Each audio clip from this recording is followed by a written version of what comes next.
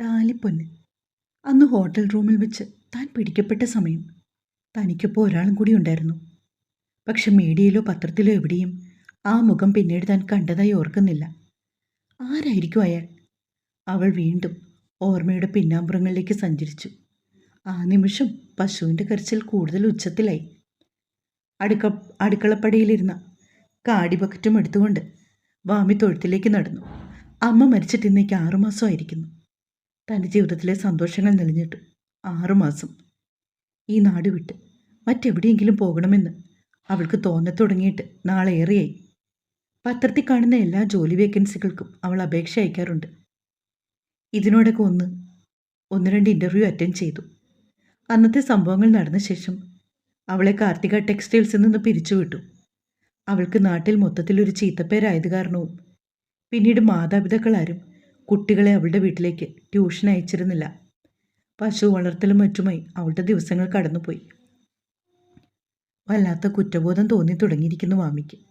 കാരണം താൻ ഇത്രയും കഷ്ടപ്പെട്ട് പഠിച്ച് ഡിസ്റ്റിങ്ഷനോടുകൂടി പാസ്സായിട്ട് ഇതിലും മികച്ചൊരു ലോകം പുറത്ത് തനിക്ക് കാത്തിരിക്കുന്നു എന്ന തിരിച്ചറിവ് വന്നതോടെയാണ് അവൾ വീണ്ടും ജോലിക്ക് അപേക്ഷ തുടങ്ങിയത്.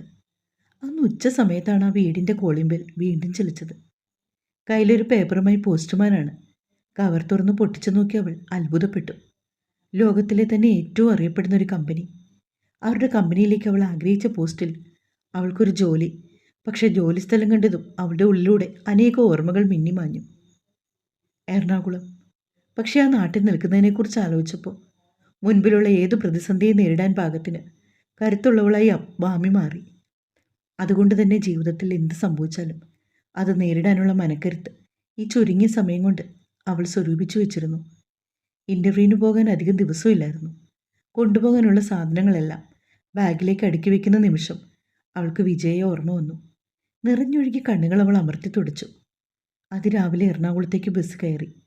ഇനി ഒരിക്കലും തൻ്റെ ജീവിതത്തിൽ മുൻപ് സംഭവിച്ചതുപോലെ ഒരു ദുരനുഭവം ഉണ്ടാകരുതെന്ന പ്രാർത്ഥനയോടെയാണ് അവൾ ഗ്ലോബൽ ഗ്രൂപ്പ്സിൻ്റെ മുമ്പിൽ ഒരു ഓട്ടോയിൽ ചെന്നിറങ്ങിയത്. പ്രാർത്ഥനയോടെ തന്നെ അവൾ അകത്തേക്ക് കയറി. അവളെ കൂടാതെ മറ്റു 3 പേര് കൂടിയുണ്ട്. ഗ്ലോബൽ ഗ്രൂപ്പിൻ്റെ നിലവിലെ CEO ജേക്കബ് നരിമറ്റത്തിലിൻ്റെ പേഴ്സണൽ സെക്രട്ടറി ആയിട്ടുള്ള പോസ്റ്റാണ്. അതുകൊണ്ട് തന്നെ വെൽ എഡ്യൂക്കേറ്റഡ് ആയിട്ടുള്ള ഒരാളെ മാത്രമേ അവർ സെലക്ട് ചെയ്യൂ. അതുകൊണ്ട് തന്നെ ജോലിക്ക് അപേക്ഷ വരുന്നെന്ന് ഷോർട്ട് ലിസ്റ്റ് ചെയ്തെടുത്ത 4 പേരെ മാത്രമാണ് ഇൻ്റർവ്യൂവിന് വിളിച്ചത്. തികഞ്ഞ ആത്മവിശ്വാസത്തോടു കൂടി വാമി ഇൻ്റർവ്യൂ റൂമിലേക്ക് കയറി. അവൾ കയറിയ സമയത്ത് തന്നെ ആദം ഫോൺ വിളിച്ചുകൊണ്ട് അവിടുന്ന് പുറത്തേക്ക് ഇറങ്ങി. പക്ഷെ അവരിരുവരും തമ്മിൽ കണ്ടില്ല താനും. അവനിരുന്ന കസേര മാത്രം ഒഴിഞ്ഞു കിടന്നു.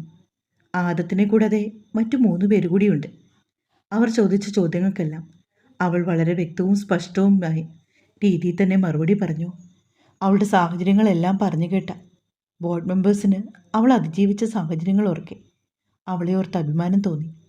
ബാക്കി 3 പേരെ കൂടി ഇൻ്റർവ്യൂ ചെയ്തിട്ട് റിസൾട്ട് ഉടനെ പറയുന്നതിനാൽ അവളോട് പുറത്ത് വെയിറ്റ് ചെയ്യാൻ അവർ ആവശ്യപ്പെട്ടു. അതും പ്രകാരം പ്രാർത്ഥനയോടെ വാമി പുറത്തിരുന്നു. ഇൻ്റർവ്യൂ ബോർഡിലുണ്ടായിരുന്ന ബാക്കി 3 പേരും വാമി ഇറങ്ങിപ്പോയ ശേഷം പരസ്പരം മുഖത്തോട് നോക്കി. ആദ്യം ഇത് എവിടെ പോയതാണ്? ഇൻ്റർവ്യൂ ബോർഡിലിരുന്ന ഒരാളാണ് അത് ചോദിച്ചത്. ഫോൺ വിളിച്ചപ്പോൾ അവൻ അർജൻറ്റായി ഹോസ്പിറ്റലിൽ പോകണമെന്ന്. അവിടെ എന്തോ ഡെലിവറി കേസ്. ഇനി 3 പേരും കൂടിയല്ലേ ഉള്ളൂ. അത് നമുക്ക് നോക്കാവുന്നേ ഉള്ളൂ. അവനെ വെറുതെ ബുദ്ധിമുട്ടിക്കണ്ട. 1 മണിക്കൂറോളം സമയം വാമിയോട് വെയിറ്റ് ചെയ്തു. അതിനുശേഷം പ്യൂൺ വന്നവളെ അകത്തേക്ക് ക്ഷണിച്ചു. വീണ്ടും ഇൻ്റർവ്യൂ ബോർഡിലുള്ള 3 പേർക്ക് മുന്നിൽ അവളിരുന്നു. Vamika, you are appointed. Congrat. അവളെ കണ്ട മാത്രമേ തന്നെ അവരാദ്യം പറഞ്ഞത് ഇതാണ്. Thank you sir. വാമികയുടെ കണ്ണ് നിറഞ്ഞു പോയിരുന്നു. വാമിക, ഇന്ന് തൊട്ട് തനിക്ക് ജോയിൻ ചെയ്യാൻ സാധിക്കും. Coming Monday. ഓക്കെ, 5 മിനിറ്റ് പുറത്ത് വെയിറ്റ് ചെയ്താൽ അപ്പോയിൻമെൻറ്റ് ലെറ്റർ പ്രിൻറ്റ് ചെയ്ത് തരാം. Okay sir. അപ്പോയിൻമെൻറ്റ് ലെറ്റർ വാങ്ങി അതിയായ സന്തോഷത്തോടെയാണ് വാമിക എന്ന് വീട്ടിലേക്ക് യാത്ര തിരിച്ചത്. വീട്ടിൽ നിന്ന് കൊണ്ടുതന്നെ ഗ്ലോബൽ കൺസ്ട്രക്ഷൻസിൻ്റെ അടുത്തുള്ള ഹോസ്റ്റലുകൾ എല്ലാം അവൾ നോക്കിക്കണ്ടു വെച്ചിരുന്നു. 1-2 സ്ഥലങ്ങളിലേക്ക് വിളിച്ച് ചോദിക്കുകയും ചെയ്തു. ഒടുവിൽ 5 മിനിറ്റ് കമ്പനിയിലേക്ക് നടക്കാവുന്ന ദൂരത്തിലൊരു ഹോസ്റ്റൽ അവൾ കണ്ടെത്തി. ഒരു ബ്രോക്കർ വഴി തൊഴുത്തിലുണ്ടായിരുന്ന പശുക്കളെയും ആടുകളെയും വിറ്റു. ആ പൈസ ബാങ്കിലിട്ടു. വേറെ പൈസയൊന്നും അവളുടെ കയ്യിലുണ്ടായിരുന്നില്ല. ഇനി അടുത്ത മാസം സാലറി കിട്ടുന്നതുവരെ ഈ പൈസയിൽ വേണം ജീവിതം മുന്നോട്ട് കൊണ്ടുപോകാൻ വാമി മനസ്സിലോർത്തു. പശുക്കളെ വാങ്ങി വിറ്റൊക്കെ തൊട്ടടുത്ത വീട്ടിലെ സുമ അറിഞ്ഞിരുന്നു. കാര്യം എന്താണെന്ന് തിരക്കാനൊന്നും അവർ പോയില്ല. ഞായറാഴ്ച രാവിലെ തന്നെ വീടും പൂട്ടി സാധനങ്ങളെല്ലാം എടുത്ത് വാമിക എറണാകുളത്തേക്ക് പോകാൻ തയ്യാറായി. ഉച്ചയ്ക്ക് ഒരു ബസ്സുണ്ടായിരുന്നു. ആ ബസ്സിലാണ് കയറിയത്. ഏകദേശം വൈകുന്നേരത്തോടെ അവൾ എറണാകുളത്തെ ഹോസ്റ്റലിലെത്തി. അവിടുത്തെ പ്രൊസീജിയേഴ്സ് എല്ലാം കഴിഞ്ഞവൾ ഹോസ്റ്റൽ റൂമിലേക്ക് കയറി. രണ്ടാൾക്ക് മാത്രം താമസിക്കാൻ കഴിയുന്ന ഒരു മുറിയായിരുന്നു അത്. 2 കട്ടിലും 2 പേർക്കുള്ള അലമാരകളും 2 മേശകളും ഒരു ബാത്റൂമും അടങ്ങിയ ചെറിയൊരു മുറി. ഇപ്പോൾ ആ റൂമിൽ വാമി മാത്രമേ ഉള്ളൂ. കാരണം അവളുടെ കൂടെ ആ റൂം ഷെയർ ചെയ്യുന്ന കുട്ടി ലീവിന് അവളുടെ നാട്ടിൽ പോയിരിക്കുവാണ്. വാമി ബാഗിൽ നിന്നൊരു മഞ്ഞയും പച്ചയും ഇടകലർന്ന സാരിയും അതിന് ചേർന്ന ബ്ലൗസും പുറത്തെടുത്തു. പശുവിനെ വിറ്റ് കിട്ടിയ പൈസയിൽ നിന്ന് വാങ്ങിയതാണ്. ഇത്രയും വലിയൊരു കമ്പനി ജോലിക്ക് പോകുമ്പോൾ ഇടാനുള്ളതായ നല്ല വസ്ത്രങ്ങളൊന്നും തന്നെ അവളുടെ പക്കൽ ഉണ്ടായിരുന്നില്ല. അതുകൊണ്ടാണ് പണം കുറച്ച് ചിലവായാലും നല്ല ഭംഗിയുള്ള കുറച്ച് ചുരിദാറുകളും സാരിയും അവൾ വാങ്ങിയത്. ബാഗിൽ നിന്നും അയൺ ബോക്സ് എടുത്ത് സാരി പ്ലീറ്റ് എടുത്ത് വെച്ച ശേഷം അവൾ താഴെ മെസ്സിൽ പോയി ഭക്ഷണം കഴിച്ചു. റൂമിൽ തിരികെ വന്ന് പ്രാർത്ഥിച്ച ശേഷം ഉറങ്ങാൻ കിടന്നു. അതിരാവിലെ വാമിക്ക് എണീറ്റു. ഇന്ന് പുതുതായി ഒരു ജോലിക്ക് പോകുന്നതിൻ്റെ എക്സൈറ്റ്മെൻറ്റിൽ അവൾ രാത്രിയിൽ ശരിക്കും ഉറങ്ങിയില്ലെന്ന് പറയുന്നതും ശരി. ഒന്ന് കുളിച്ച് റെഡിയായി അവൾ അലമാരയുടെ മുമ്പിൽ വെച്ചിരുന്ന ഫോട്ടോയിൽ നോക്കി ഒന്ന് പ്രാർത്ഥിച്ചു. ശേഷം പോകാൻ ഇറങ്ങി. വാമിക താഴേക്ക് സ്റ്റെപ്പ് ഇറങ്ങി വരുമ്പോൾ തന്നെ കണ്ടിരുന്നു താഴത്തെ സോഫയിലിരുന്ന് പത്രം വായിക്കുന്ന ഹോസ്റ്റൽ വാർഡനെ. ആ, വാമിക പോകാൻ ഇറങ്ങിയോ? ഇന്ന് പുതിയ തുടക്കമല്ലേ, അതുകൊണ്ട് കാലത്തെ ഇറങ്ങാമെന്ന് കരുതി. ആൻറ്റി, ഞാനൊരു കാര്യം ചോദിച്ചോട്ടെ? ഇവിടെ അടുത്തുനിന്ന് നടന്നു പോകാവുന്ന ദൂരത്തിലാണോ അമ്പലം? അങ്ങനെ ഏതെങ്കിലും അമ്പലം അറിയോ? വാമിക ഇന്നലെ രാത്രിയിലല്ലേ വന്നത്, അതുകൊണ്ടാണ് ശ്രദ്ധിക്കാഞ്ഞത്. നമ്മുടെ ഹോസ്റ്റലിൽ നിന്ന് 2 ബിൽഡിങ്ങിനപ്പുറമുള്ള ഒരു ക്ഷേത്രമുണ്ട്, ശ്രീകൃഷ്ണസ്വാമി ക്ഷേത്രം. ഇവിടുന്ന് 2 മിനിറ്റ് നടക്കാവുന്ന ദൂരമേ ഉള്ളൂ. ആണോ? Thanks aunty. ക്ഷേത്രത്തിൽ പോയി ഒന്ന് പ്രാർത്ഥിച്ച ശേഷമാണ് വാമിക തിരിച്ച് ഓഫീസിലേക്ക് നടന്നത്. ഇപ്പോൾ ഓഫീസിലേക്ക് പോകുമ്പോൾ പഴയ പോലുള്ള പേടിയോ കാര്യങ്ങളോ ഒന്നും അവൾക്കില്ല. ആത്മധൈര്യമാണ് വാമികയുടെ മുഖത്ത്. അവൾ ഓഫീസിലേക്ക് ചെന്നപ്പോൾ തന്നെ അവിടുത്തെ മാനേജർ ഉണ്ണിത്താൻ അവളുടെ അടുത്തേക്ക് വരികയും കാര്യങ്ങളെല്ലാം പറഞ്ഞു കൊടുക്കുകയും ചെയ്തു. കമ്പനി CEO ജേക്കബിൻ്റെ അസിസ്റ്റൻ്റായിട്ട് അവളോട് ജോലി ചെയ്യാൻ പോകുന്നത്. അതുകൊണ്ട് തന്നെ ഏറ്റവും ടോപ്പ് ഫ്ലോറിലായിരുന്നു ക്യാബിൻ. 7ാമത്തെ നിലയിലുള്ള ജേക്കബിൻ്റെ ക്യാബിനിലേക്ക് ഉണ്ണിത്താൻ വാമികയെ കൊണ്ടുപോയി. ജേക്കബിൻ്റെ മെയിൻ ടേബിളും ചെയറും കൂടാതെ ആ ക്യാബിൻ്റെ ഒരു അരികിൽ തന്നെ വാമിക്ക് ജോലി ചെയ്യാൻ സൗകര്യത്തിന് ഒരു ടേബിളും ചെയറും ലാപ്പും ഉണ്ടായിരുന്നു. അയാൾ വരാൻ സമയമായി എന്നറിയിച്ചുകൊണ്ട് ഉണ്ണിത്താൻ പുറത്തേക്ക് പോയി. അത്ര നേരം ഇല്ലാതിരുന്നൊരു ടെൻഷൻ വാമികയെ പൊതിഞ്ഞു. അവൾ ക്യാബിൻ്റെ പുറത്തേക്ക് ഇറങ്ങി. ജേക്കബ് വരുന്നത് കണ്ട് അവൾ അയാളെ വിഷ് ചെയ്തു. Good morning sir. Good morning Vamika. ജേക്കബിനെ നോക്കി ഒന്ന് പുഞ്ചിരിച്ചുകൊണ്ട് വാമിക അയാൾക്ക് പിന്നാലെ കയറി. ജോലി സംബന്ധമായ കാര്യങ്ങളെല്ലാം ഉണ്ണിത്താൻ പറഞ്ഞിരുന്നോ? പറഞ്ഞിരുന്നു സർ. ഒരു 1 വീക്ക് എടുക്കും കാര്യങ്ങളൊക്കെ പഠിച്ചു വരാൻ. അത് കഴിഞ്ഞാൽ പിന്നെ യാതൊരുവിധ ടെൻഷനും സ്ട്രെസ്സും ഇല്ലാതെ തനിക്ക് ജോലി എൻജോയ് ചെയ്യാം. ജേക്കബിൻ്റെ സംസാരത്തിൽ മറുപടിയായി വാമിക ഒന്ന് പുഞ്ചിരിച്ചതേ ഉള്ളൂ. ഒരു വേള ജേക്കബ് വാമികയെ തന്നെ നോക്കിയിരുന്നു. നെറ്റിയിലെ നനവ് മാറാത്ത ചന്ദനക്കുറിയും ചെറിയൊരു കുഞ്ഞു കറുത്ത പൊട്ടും ഇടുപ്പ് വരെ കിടക്കുന്ന കറുത്ത മുടിയിഴകളും ഐശ്വര്യമുള്ള മുഖം. അയാൾക്ക് അവളോട് വാത്സല്യം തോന്നിപ്പോയി. ഇതിനു മുൻപ് അയാളുടെ പേഴ്സണൽ സെക്രട്ടറിമാരായി നിന്നിരുന്നവരെല്ലാം മോഡേൺ വസ്ത്രധാരികളായിരുന്നു. ഇതുവരെയും ആരുടെയും വസ്ത്ര സ്വാതന്ത്ര്യത്തിൽ കൈ കടത്തിയിട്ടില്ല. അവർക്കിഷ്ടമുള്ള വസ്ത്രം കമ്പനി ധരിക്കാനുള്ള പൂർണ്ണമായ അവകാശം കൊടുത്തിട്ടുമുണ്ട്. പക്ഷെ ആദ്യമായാണ് ഒരാളിങ്ങനെ സാരി ധരിച്ച് ചന്ദനക്കുറിയൊക്കെ തൊട്ട് തൻ്റെ പേഴ്സണൽ സെക്രട്ടറിയായി വരുന്നത്. ആദത്തിന് ശേഷം തനിക്കൊരു മകളുണ്ടായിരുന്നെങ്കിൽ ഉറപ്പായും ഈ കുട്ടിയുടെ പ്രായമേ ഉണ്ടായിരുന്നുള്ളൂ എന്ന് അയാൾ മനസ്സിലോർത്തു. അവർ ജോലിയിലേക്ക് കടന്നു. ജേക്കബിനെ പോലും അമ്പരപ്പിച്ചുകൊണ്ട് വളരെ വേഗത്തിലാണ് വാമി ഓരോ കാര്യങ്ങൾ ചെയ്തത്. അയാൾക്ക് വാമി ഒരു അത്ഭുതമായി തോന്നി. കാരണം ഇത് അവളുടെ ആദ്യ ജോലിയാണ്. കഷ്ടിച്ച് 21 വയസ്സ് മാത്രം പ്രായം. പ്രായത്തേക്കാൾ കവിഞ്ഞ പക്വതയോടെയാണ് അവൾ ഓരോ കാര്യങ്ങൾ ചെയ്യുന്നത്. ഉച്ചയ്ക്ക് ഹോസ്റ്റലിൽ നിന്ന് ഫുഡ് കൊണ്ടുവന്നിരുന്ന വാമിക ജേക്കബിൻ്റെ ക്യാബിൻ്റെ അകത്ത് നിന്ന് ഭക്ഷണം കഴിക്കാൻ പോകാനായി ഒരു റൂമുണ്ട്. ഇരുവരും ഒന്നിച്ചിരുന്നാണ് കഴിച്ചത്. വാമിക, സാധാരണ നമുക്ക് രണ്ടുപേർക്കുമുള്ള ഭക്ഷണമാണ് സ്റ്റാഫ് ഇവിടെ എത്തിക്കുന്നത്.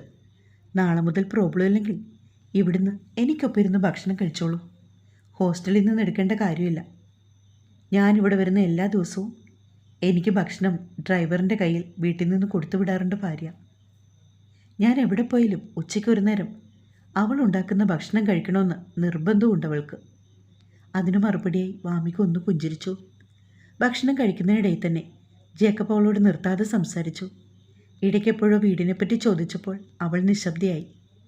പിന്നെ വേഗം മുഖത്തെ സങ്കടം മാറ്റി പുഞ്ചിരിച്ചു. എന്നിട്ട് നടന്ന കാര്യങ്ങളൊക്കെ അയാളോട് പറഞ്ഞു. ഒരിക്കൽ ഇൻ്റർവ്യൂവിന് പോയപ്പോൾ ഹോട്ടൽ മുറിയിൽ നടന്ന സംഭവങ്ങൾ ഒഴികെ അവളുടെ കാര്യങ്ങളെല്ലാം കേട്ടപ്പോൾ അയാൾക്ക് അവളോട് എന്തെന്നില്ലാത്ത അലിവ്. ഇപ്പോൾ ഏകദേശം 1 മാസം പിന്നിട്ടിരിക്കുന്നു വാമിക ഗ്ലോബൽ കൺസ്ട്രക്ഷൻസിൽ വർക്ക് ചെയ്യാൻ തുടങ്ങിയിട്ട്. സാലറി കിട്ടിയപ്പോൾ തന്നെ ഹോസ്റ്റലിലെ റൂം റെൻറ്റ് കൊടുത്തു. ശേഷം കുറച്ച് കാശ് അവൾ സേവ് ചെയ്തു. മിച്ചമുള്ള തുകയിൽ നിന്ന് കുറേ നല്ല വസ്ത്രങ്ങളും കഴിക്കാൻ ഇഷ്ടമുള്ള ആഹാരങ്ങളും ഒക്കെ വാങ്ങി. ജേക്കബിൻ്റെ ക്യാബിനിലെ തൻ്റെ ടേബിളിലിരുന്ന് വർക്കുകൾ ചെയ്യുകയാണ് വാമി. അന്ന് കുറച്ച് തിരക്കുള്ള ദിവസമായിരുന്നു. ഗ്ലോബൽ കൺസ്ട്രക്ഷൻ്റെ പുതിയതായി ഒരു വില്ല പ്രോജക്റ്റ് സ്റ്റാർട്ട് ചെയ്യുന്ന ദിവസമായിരുന്നു അന്ന്. അതുകൊണ്ട് തന്നെ ജേക്കബ് വന്നത് ഏകദേശം 10 മണിയോട് അടുത്തപ്പോൾ. വാമിക, നമുക്ക് ഷാർപ്പ് 12:30 ഒരു സൈറ്റ് വിസിറ്റ് ഉണ്ട്. സോ 12-ന് ഇവിടെ നിന്ന് ഇറങ്ങണം. ബാക്കി വർക്കുകളെല്ലാം മാക്സിമം വേഗത്തിൽ ഫിനിഷ് ചെയ്യണം. ഞാൻ എല്ലാ ഫയലും ഓൾറെഡി കറക്റ്റ് ചെയ്ത് വെച്ചു സാർ. ഇനി സാറിൻ്റെ ഫൈനൽ സിഗ്നേച്ചർ മാത്രം മതി. Oh really? ജേക്കബിൻ്റെ വാക്കുകളിൽ അത്ഭുതം നിറഞ്ഞു. വാമിക വന്നതിൽ പിന്നെ എനിക്കെൻ്റെ ജോലി കുറച്ച് ഈസി ആയിട്ടുണ്ട്. വാമികയ്ക്കൊരു അംഗീകാരം പോലെ ജേക്കബ് അത് പറഞ്ഞതും ആ മുഖത്ത് പൂനിലാവ് ഉദിച്ച സന്തോഷം. അതുകൊണ്ട് തന്നെ കുറച്ച് സമയം നേരത്തെ അവർ സൈറ്റ് വിസിറ്റിങ്ങിന് പോയി. അവിടുത്തെ ജോലിയെല്ലാം കഴിഞ്ഞിറങ്ങിയപ്പോൾ ഏകദേശം 1 മണിയോടടുത്തു.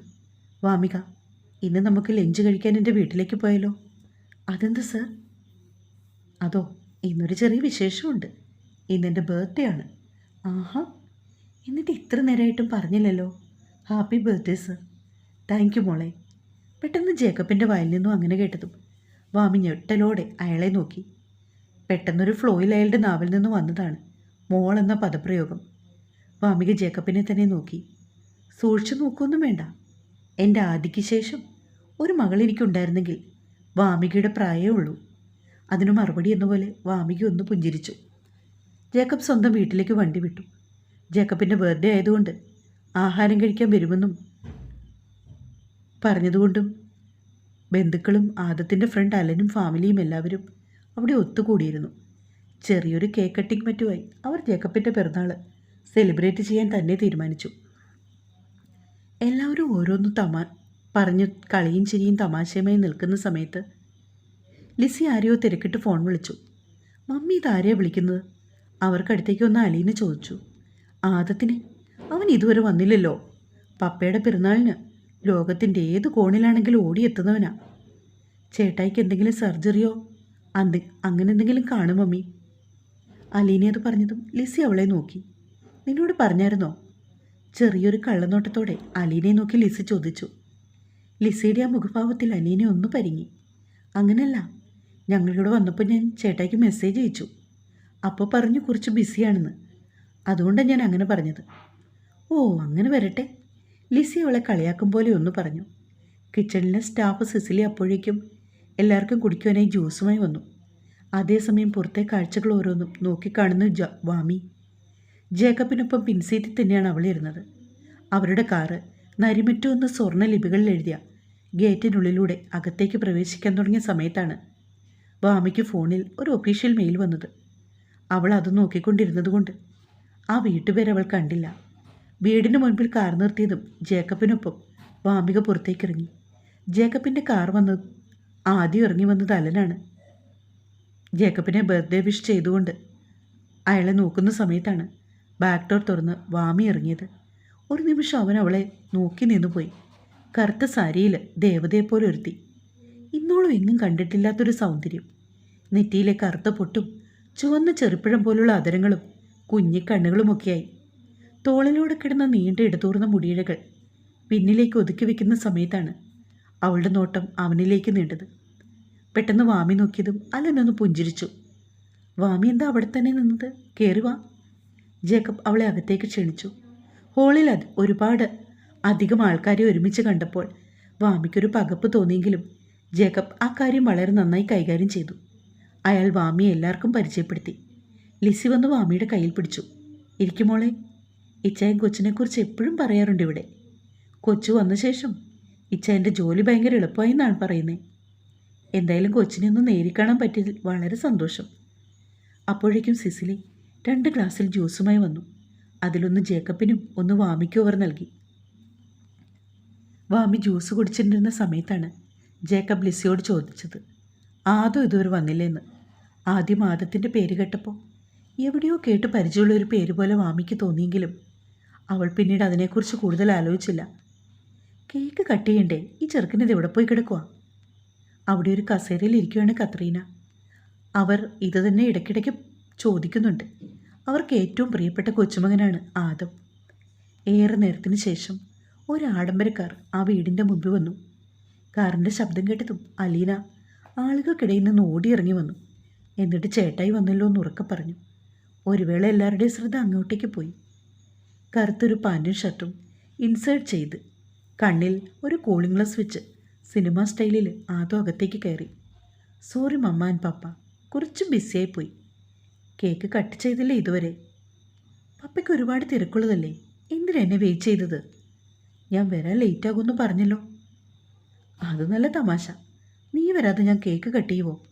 എല്ലാവരും ഓരോന്നൊക്കെ പറഞ്ഞ് കളിച്ചും ചിരിച്ചു നിന്നു. പക്ഷേ അവിടെ ആദത്തിനെ കണ്ടപ്പോൾ പകച്ചു നിൽക്കുകയാണൊരുവൾ. അവൻ പക്ഷേ ഇതുവരെ അവളെ കണ്ടില്ല. മുൻപ് നടന്ന ഓരോ രംഗങ്ങളും അവൾക്ക് ഓർമ്മയിൽ തെളിഞ്ഞു.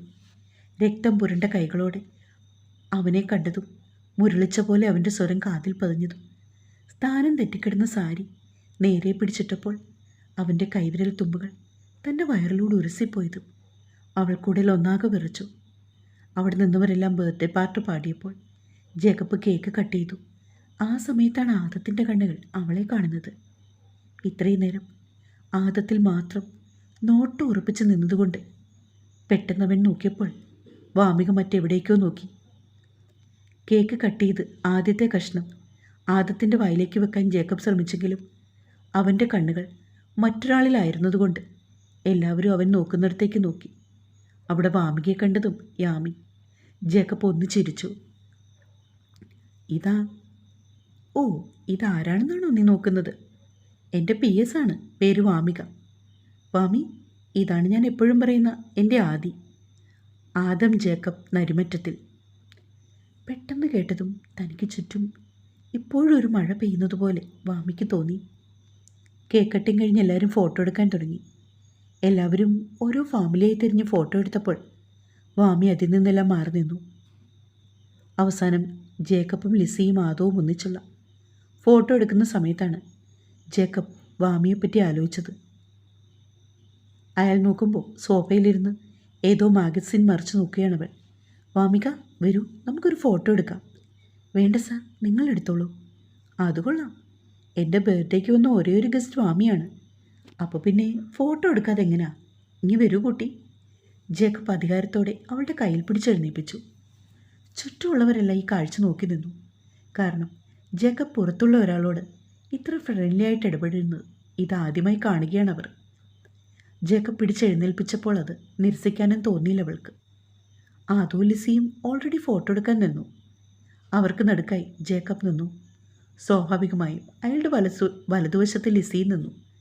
ലിസിയുടെ അടുത്തായി വാമിക നിൽക്കാൻ തുടങ്ങിയപ്പോൾ ഫോട്ടോ എടുക്കാനും ക്യാമറയുമായി നിന്ന അലൻ അവളോട് ഇപ്പുറത്തെ വശത്ത് നിൽക്കാൻ പറഞ്ഞു. വാമിക്ക് നെഞ്ചിലൊരു കൊള്ളിയാൻ മിന്നി. ആദവാണെങ്കിൽ ഇതൊന്നും ശ്രദ്ധിക്കുന്നില്ല.